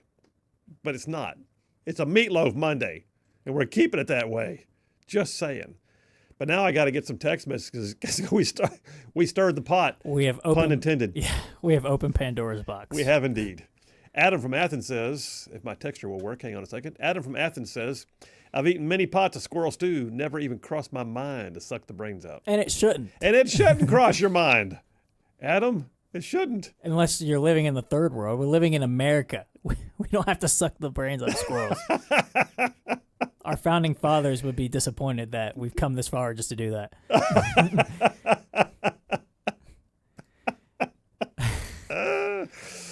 Jack from Huntsville says, somehow we have traveled far afield from delicious meatloaf today. Yes, we have. I apologize. It just happens. It got away from us. Jeff from Indiana says, well, Phil, now you know what you're obligated to do. The Right Side Cookbook. No, that is not going to, no. That is no. No. Dave from Decatur says, mountain oysters are the original sack lunch. Oh, my gosh. That was a good. Give him some laughter or something on that. You got to find a sound effect for the guy after that one. That was Dave from Decatur. You earned it, man. Lisa from Huntsville says, I inherited an old API cookbook with squirrel recipes. Nasty. Said, by the way, my granddaddy was old school. He ate souse with my grandmother's awesome biscuits. Well, there you have it. Mike from Florence, I bet those biscuits were good too. Probably. They're probably big old cat head biscuits. You ever had a cat head biscuit? I've not. That's no. where you just throw the dough down on the pan as big as a cat head. Just don't even try to roll it out and cut it. Just like wad it up in your hand, throw it down on there, make it this big old lumpy cat head biscuit. I have had some biscuits about the size of a cat head. So sling some squirrel gravy on it, call her done. I don't know about that, but Okay. yeah, the cat head biscuits, yeah. Mike from Florence says JP needs to watch The Jerk with Steve Martin for the escargot. You've never seen The Jerk, have you? I don't think so. I've seen a lot of Steve Martin, but not. It is pretty hilarious. By the way, I know you happen to like Adam Sandler. He was Adam Sandler before Adam Sandler was Adam Sandler. Oh, Steve Martin? Yeah. Steve Martin. He was before my time, but I've seen a lot of his stuff. I feel so old sometimes. Lynn from Knoxville says, my grandfather used to tell me about sucking squirrel brains. Not going to happen. Said, however, he would get mad if you shot one with anything but a .22. A shotgun ruined the meat. And no, I've never even eaten mountain oysters or souse.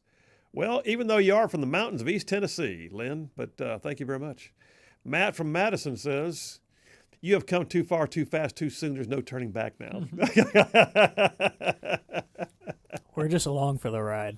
The show's gone on. The show is on its own now. Yeah. We're just along. Yeah, we're just definitely just here. All right, let's jump back on the topic. You ready? I'm ready. I'm ready if you are.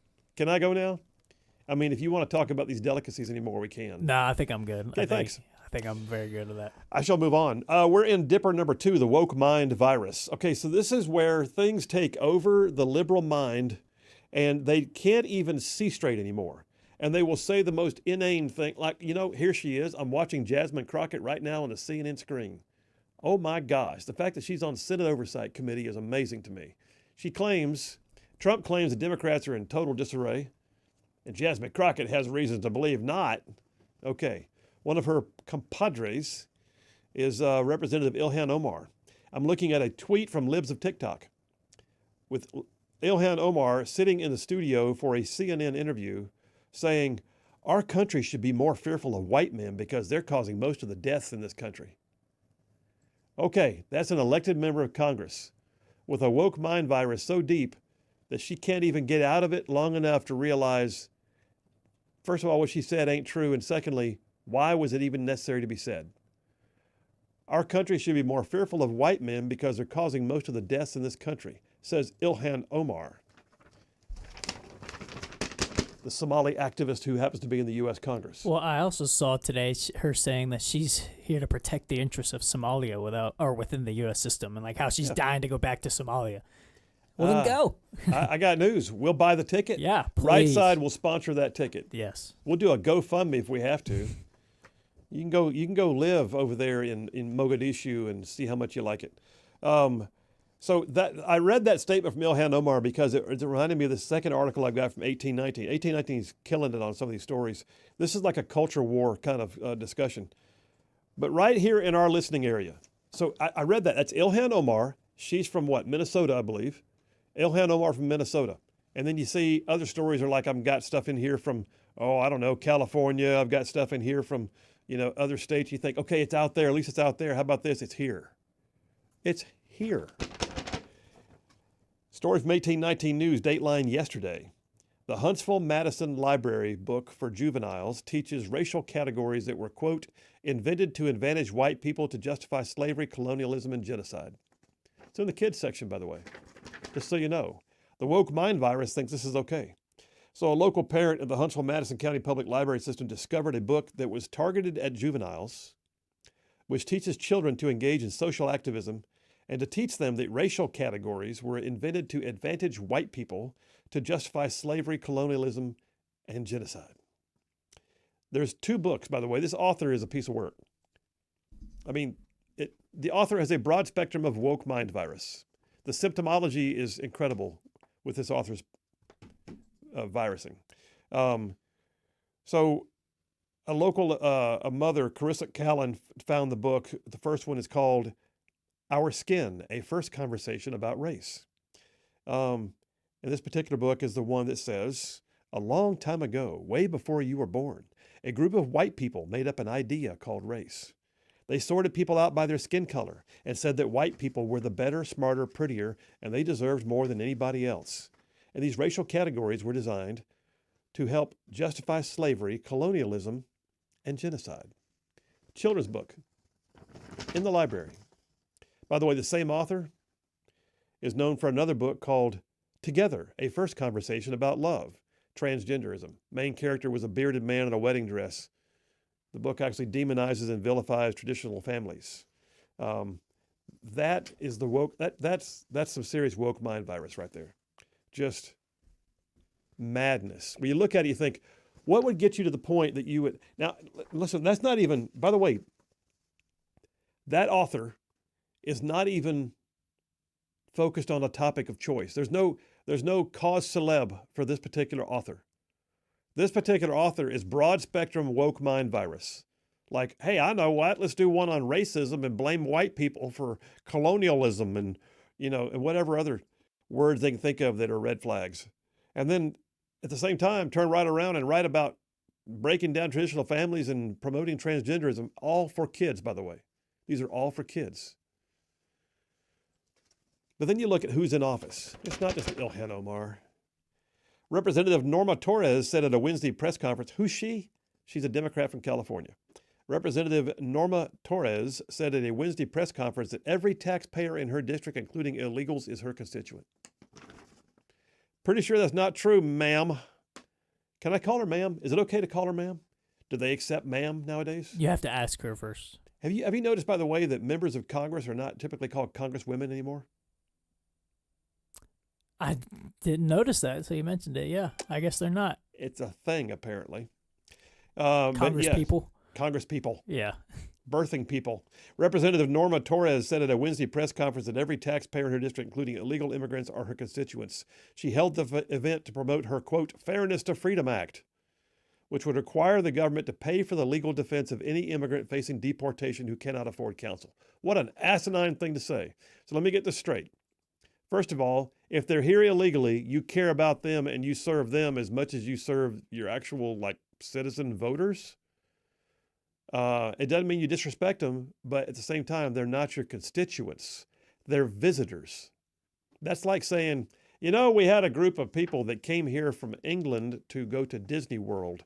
They did not become Ron DeSantis's constituents. They were visitors to his state. You got people with no records They snuck across the border.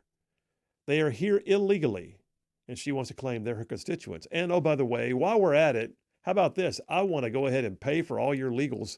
So despite the fact that we didn't have any due process when you snuck into the country, we'll make sure you have paid attorneys for due process on the way out. Woke mind virus cannot even control itself.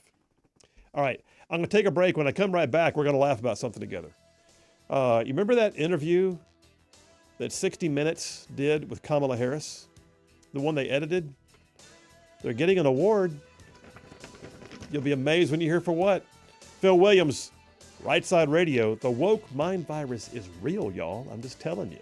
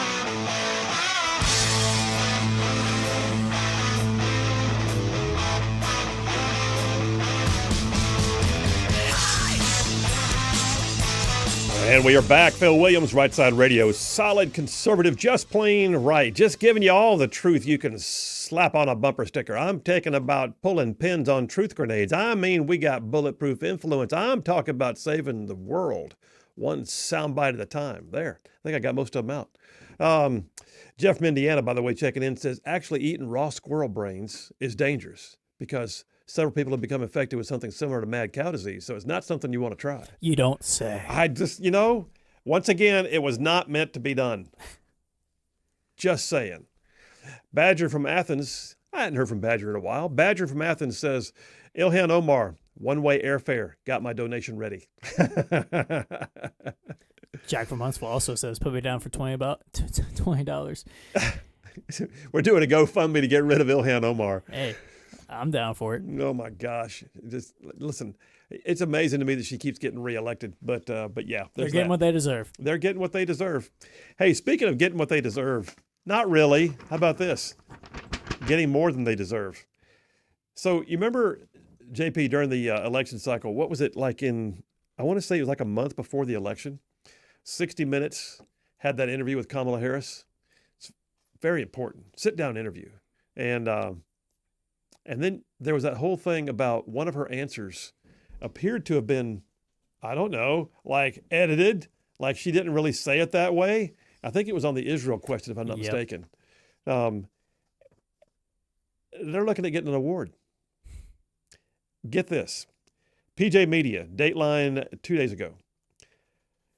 60 Minutes interview with Kamala Harris, the interview at the heart of President. That's right, Donald Trump's suing over this. Yeah, and they settled over it. Because they changed her answer to make her look smarter than she was. Mm-hmm. They actually made it look totally different. Yep. Anyway, CBS News is being sued by President Donald Trump for doctoring up the interview. That interview is now being celebrated by the media with a nomination for an Emmy. You want to know what the category is? What's that? Most outstanding edited interview. Well, you can't make this up.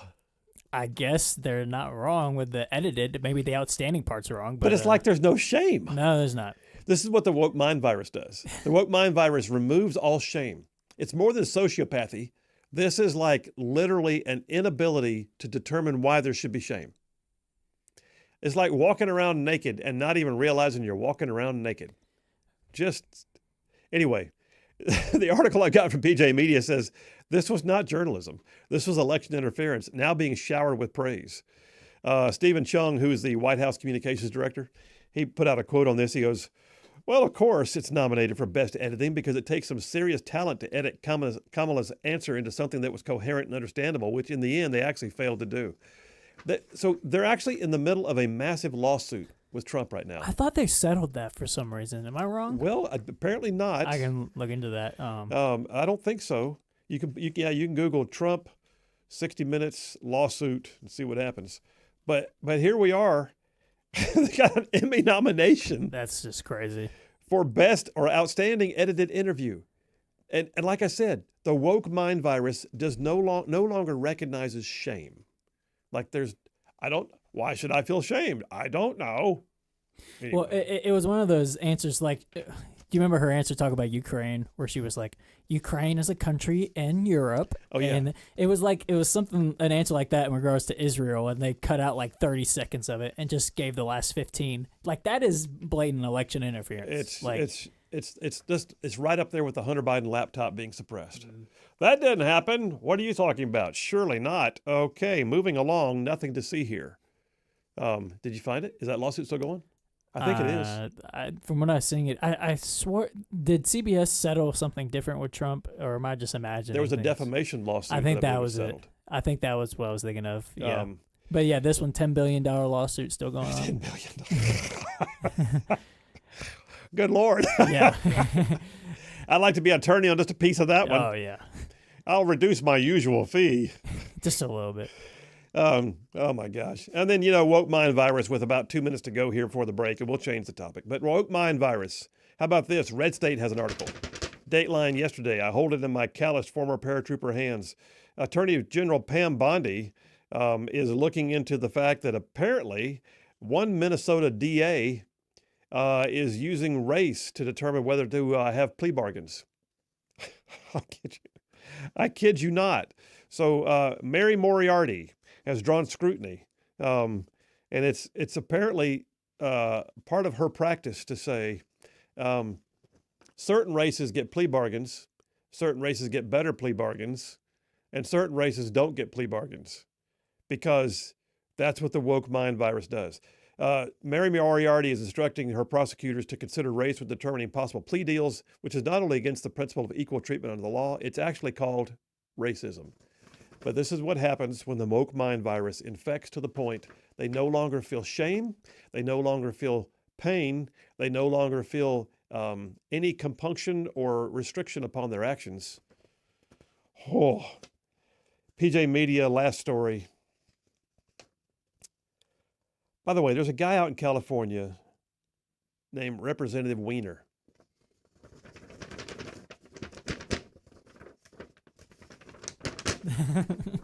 Who is constantly... Don't make me laugh into the microphone.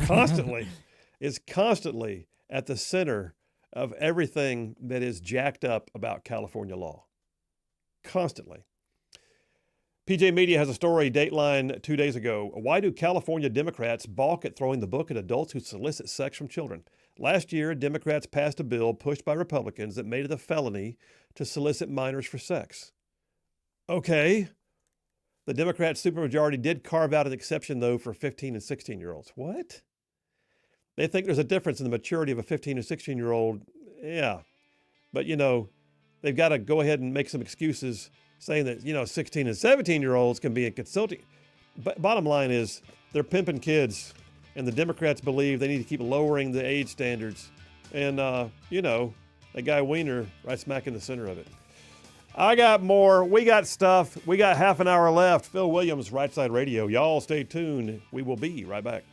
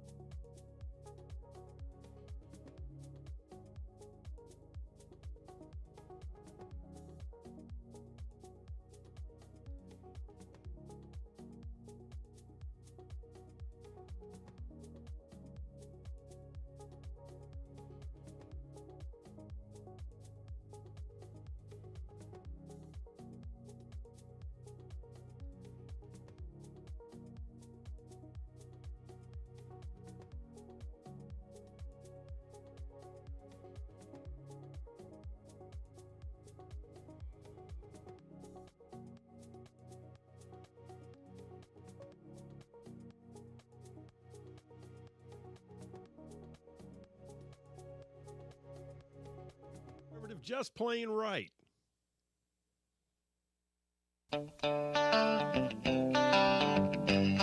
up.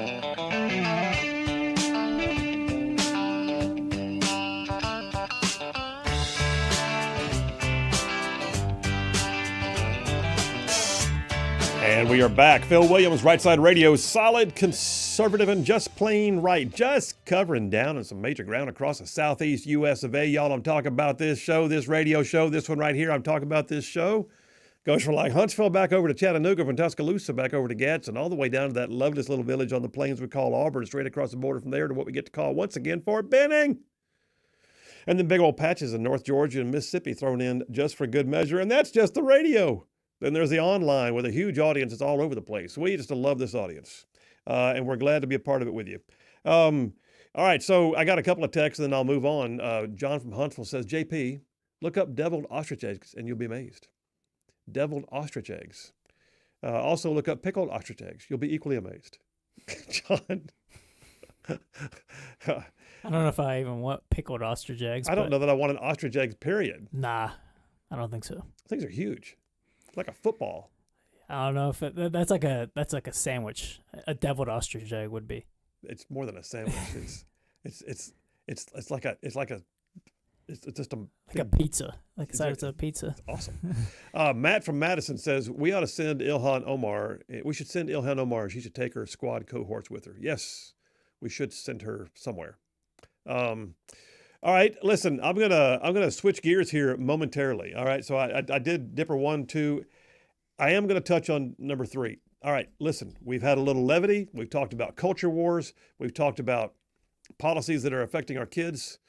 Let me just switch gears and go international for a minute, because there's something that caught my attention this weekend that I don't think is getting enough playtime, and I'm gonna tell you why. Here's my question for you. Are we about to go to war with Iran? Ho! Phil just changed gears. Yes, he did. Stay with me. That's what we can do here. We're strong enough on this show to be able to pivot hard from one topic to the other, even when they don't seem to relate. They do relate in that we care about them on the right side of things. So here's the thing. This past weekend, if you did not see it, a major event occurred. The Houthis, who are in Yemen, which is all the way down on the coastal regions of the Middle East, on Yemen, fired a ballistic missile that went over neighboring nations and landed in Israel. The Iron Dome did not take it out. I don't know why. I'm not sure if there's a failure. I'm not sure if it missed. All I know is this ballistic missile landed at the Tel Aviv airport. Now, I heard one expert say, and I agree, Tel Aviv airport is a big target, meaning they didn't have to dial in the same kind of laser-guided munitions or GPS-guided munitions that we have, the capabilities of striking within a 10-meter range. But they hit next to the airport. All air traffic had to stop. Everything had to, go into lockdown mode. This is not Hamas right next door. This is not Hezbollah right next door. This is another Iranian proxy that was literally hundreds and hundreds and hundreds of miles away, with another sovereign nation in between. The Houthis fired this missile. What happened next, in my opinion, was very telling. What happened next was Prime Minister Benjamin Netanyahu, who took to his own X platform and tweeted out a previous tweet from Donald Trump. Now, the tweet from Trump occurred back in March, I believe. Trump said this in March: "Let nobody be fooled. The hundreds of attacks being made by the Houthis, those sinister mobsters and thugs based in Yemen, who are hated by the Yemeni people, they all emanate from and are created by Iran. Any further attack or retaliation by the Houthis will be met with great force. There is no guarantee that that force will stop there. Iran has played the innocent victim of rogue terrorists from which they've lost control, but they haven't lost control. They're dictating every move," said Trump, "giving them the weapons, supplying them with money and highly sophisticated military equipment, and even so-called intelligence." And he ended by saying this. This is Trump. "Every shot fired by the Houthis will be looked upon from this point forward as a shot being fired from the weapons and leadership of Iran. And Iran will be held responsible and suffer the consequences, and those consequences will be dire." We've been in a bombing campaign against the Houthis now for about almost not quite 2 months. Benjamin Netanyahu took that tweet that I just read you from Donald Trump, and he retweeted it himself and said this about it. President Trump is absolutely right. Attacks by the Houthis emanate from Iran. Israel will respond to the Houthi attack against our main airport and, in all caps, and at a time and place of our choosing to their Iranian terror masters. You may recall that last year, Iran conducted missile and drone strikes from its sovereign borders as a nation, not using its proxies, not using the Houthis, Hezbollah, or Hamas, not using terrorists inside hiding in the country. Iran, from its own territory, its own country, inside its own borders, launched missiles and drones in a massive attack that launched across Iraq to fly over to Israel. It was a wildly unsuccessful attack. The Iron Dome took them out, most of them before they even got close. So we've already had nation on nation from Iran to Israel. That was before Trump took office. Trump takes office and says, if the Houthis keep shooting, we're going to hold Iran responsible. A Houthi missile launches and lands in Israel yesterday. President Trump is being said to be absolutely right by President Netanyahu, and Netanyahu threatened the Houthis and Iran in his response. I'm just telling you, folks, that's beyond rhetoric at that point. Can I just say, I cannot be vehemently more against that, a war with Iran. I think that's just crazy. It's crazy, but I don't want a nuclear Iran either. I mean, I don't want a war with Iran. I don't at all. But the last thing we need is the country that yells death to America having the ability to have nukes or launch them or give them to terrorists to use against us. I don't think you're going to see a full-scale war, but something's going to blow up inside Iranian territory sometime soon, I guarantee you. Well, I saw something about how Iran says that they will retaliate against the U.S. in that scenario, and I don't know. I just... Doing what? Any sort of strike within Iran, on a nuclear... No, what would Iran do? Probably fire back, do something, They've tried that. Mm-hmm. They've already tried that. So what I'm saying is first shots have already been fired, and they were fired by Iran. That's the problem, is right now we're staring at a situation where world shipping is being dictated to by Houthi rebels, which are Iranian proxies. No, I'm sorry, I don't want to cut you off, but I'm fully for striking the Houthis. I think they are just an annoying little nuisance that's raging, chaos in the Red Sea. Who are supplied and directed by Iran. Oh no, and I'm not denying that. It's just I don't know, man. That's... Listen, I'm not blowing off what you're saying because I'm not for it either. But I'm not for doing nothing. Where I think we can't be is in an isolationist mode that says we don't care what they do, we will not do anything. That's where Biden was, and that's why Iran was emboldened for the last 4 years. What I think is happening right now, though, is this. I think you got several indicators, and I'm going to run through them. Here's my quick rundown of the several indicators that lead me to believe that we're going to see something blow up in Iran sometime soon. And it's probably going to be the Natanz nuclear site or something related to the nuclear industry. Because right now we're being told not only can Iran make nuclear weapons within days, perhaps weeks, we don't know, but experts believe it's days to weeks. If they want to go for it, they can. Here's the other thing. I read a study this past weekend that pointed out that we don't have to wait for them to achieve perfection. They can make a dirty bomb now. If they load fissile material into some of these ballistic missiles they've already been willing to shoot at Iran or Israel, then they can load them right now with fissile material that at the very least will make them contaminatory. They can make them into a dirty bomb easily. So you've got Trump saying what he said. You've got Trump in a bombing campaign against the Houthis. You've got Israel in a major campaign against Hamas and also against Hezbollah at the same time. They're wiping out the Iranian proxies. Iran is being isolated on the world stage, and yet Iran is the one who is willing to fire missiles at another sovereign nation and has not received direct repercussions from it. However, yesterday, President Trump announced that he will go ahead and say that there will be sanctions against nations who choose to buy Iranian oil. I've got that right here. That's ABC News, Dateline yesterday. Trump threatened sanctions against buyers of Iranian oil after the U.S.-Iran nuclear talks are postponed. All right, You now have sanctions isolating them economically. They've become a pariah on the world stage. They are no longer capable of sustaining their Houthi, Hezbollah, or Hamas proxies. Iran gets desperate. Internally, they are also seeing their own levels of discord rising among the people who are sick of the Ayatollahs leading them down this path. And then here's your indicators. First indicator is the fact that you've got Hamas being crushed by Israel. Well, Phil, that was already happening. No, it's different. Israel is no longer willing to hear the world say stop. There was a time when Israel would constantly say, fine, we'll stop, okay. They're not doing that anymore.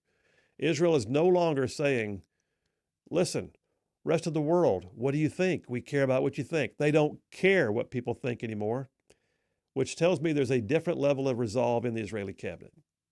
Indicator number 2, you ready?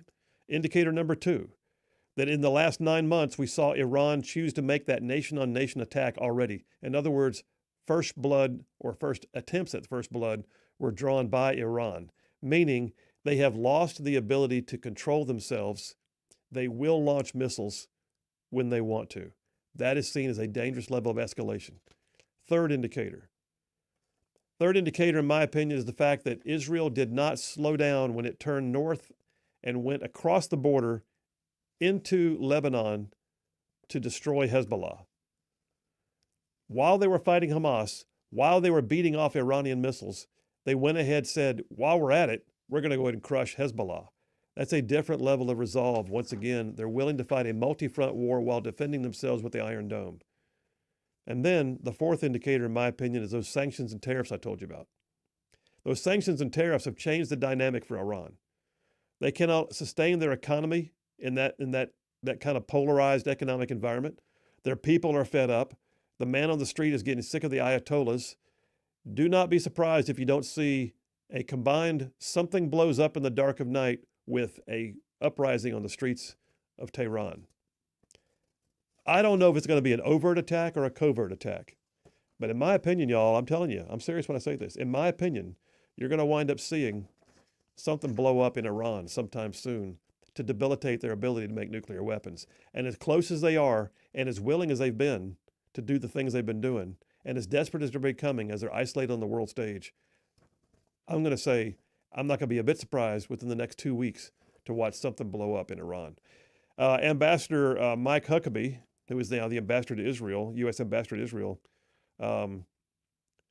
tweeted out that same Donald Trump tweet that I saw earlier and said, Israel was hit today by ballistic missiles from Iran-backed Houthis. Donald Trump said it best. And then he tweeted out that tweet again. That's where we are. But I'm just telling you, that's my Phil Williams perspective. You watch the news, you keep your eyes on it. Will it affect us? Yeah, it will. And then you have to look and see, okay, how much of what came across our southern border was not really Hispanic, but was Iranian? How much of what came across our border was Tehran coordinating with cartels? How much of what came across our southern border were cells that were being placed to conduct mayhem should we strike? And I'm going to tell you right now, it's a good thing that Donald Trump was elected for the sole, if nothing else, for the sole reason that he is willing to do what it takes to protect this nation. I still think we have problems, but I think we're in a better place than we were. All right, there you have it. Take me to a break, brother. Phil Williams, Rightside Radio. Y'all stay tuned. We will be right back.